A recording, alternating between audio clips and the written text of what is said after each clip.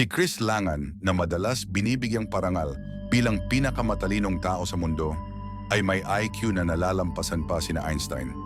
Ngunit ang kanyang buhay ay naiiba sa karaniwang landas ng mga henyo. Mula sa kanyang magulong kabataan hanggang sa pagbuo ng kanyang Revolutionary Cognitive Theoretic Model of the Universe, CTMU, ang kwento ni Chris ay puno ng kahusayan at katatagan. Sa video na ito, silipin natin sa kanyang natatanging kaisipan at tuklasin ang kanyang paglalakbay. Huwag palampasin ang pagkakataong maunawaan ang isa sa mga pinakapanapanabik na personalidad ng ating panahon. Kilalanin si Chris Langan. Tinaguriang ang pinakamatalinong tao sa mundo, si Chris Langan ay may IQ na nalalampasan pa sina Einstein. Ngunit ang kanyang buhay ay naglakbay sa isang landas na hindi inaasahan. Ipinanganak noong 1952, ang kwento ni Chris Langan ay sumasalungat sa lahat ng alam mo tungkol sa talino. Lumaki siya sa kahirapan, hinarap ang di matatawarang pagsubok, ngunit nabuo niya ang sinasabing pinakamalalim na teorya ng universo.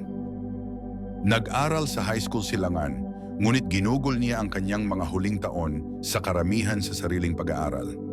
Ginawa niya ito matapos tanggihan ng kanyang mga guro ang kanyang kahilingan para sa mas mapaghamong material.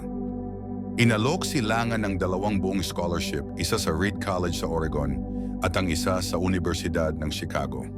Pinili niya ang una na kalaunan ay tinawag niyang isang malaking pagkakamalit. Sinabi minsan ni Chris, hindi mo kailangang nasa Harvard o MIT para mag-isip ng malalalim na ideya. At isinabuhay niya ang paniniwalang iyon. Pero nagbibigay ito ng tanong, ano ba talaga ang ibig sabihin ng tagumpay? Tungkol ba ito sa pagkilala o sa mas malalim na bagay? Sa kabila ng pagkakaroon ng perpektong SAT score at pagpapakita ng antas ng talino mula pagkabata, ang buhay ni Langan ay puno ng pagsubok at hamon. Bumalik si Langan sa Bosman at nagtrabaho bilang isang bumbero ng serbisyo sa kagubatan sa loob ng 18 buwan bago nag-enroll sa Montana State University Bosman.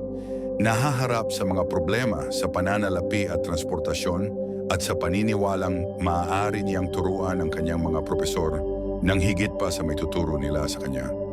Kaya nag-drop out siya.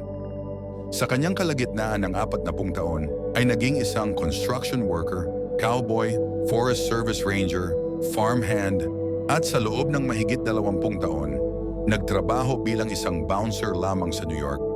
Ang revolusyonaryong teorya ni Chris na Cognitive Theoretic Model of the Universe ay nagmumungkahi na ang realidad ay isang self-simulation.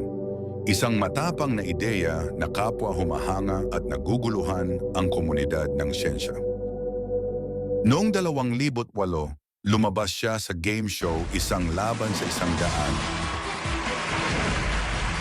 Chris Langan, the smartest man in America, is here tonight, and he finally hit the big money. You're at $75,000 right now. And you use your final help. All right, son? $100,000 at your risk. So you are polling the mob. What we are going to do is, you're going to pick one of those answers, and we'll show you how many people chose that answer. Which would you like to know more about? B. What? The correct answer is...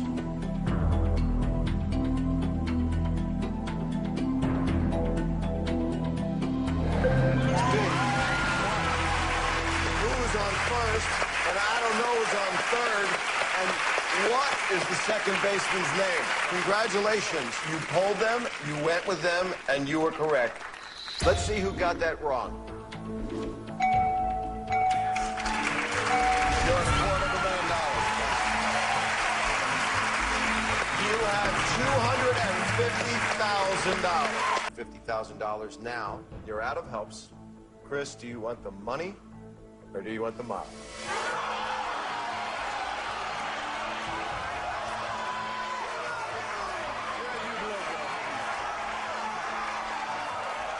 you know, Bob, Mama didn't raise no fool. So I'm just going to have to take that money. Taking the money. Chris is taking $250,000 and walking out of here. You have begrudged the mob. Thank you, Chris. Thank you so escort you over here, my good friend. Please give Chris a big round of applause. And Janie, at nanalo ng 250,000 dolyar. Ginamit niya ang mga napanalunan sa pagbili ng sakahan ng kabayo sa Missouri, kung saan nakatira siya ngayon kasama ang kanyang asawa. Sa kabila ng kanyang kahusayan sa pag-iisip, hindi siya nakamit ang pangunahing tagumpay. Ngayon siya'y namumuhay ng payapa, malayo sa akademikong mundo at sa media. Ngayon nagpapatakbo si Chris ng isang horse ranch, kung saan siya nakakahanap ng kapayapaan at patuloy na pinag-iisipan ang mga misteryo ng universo. Ito ay kwento ng talino, pagtitiyaga at paglalakbay upang maunawaan ang ating realidad. Sana nagustuhan niyo ang video na ito. Hanggang sa susunod na video ulit.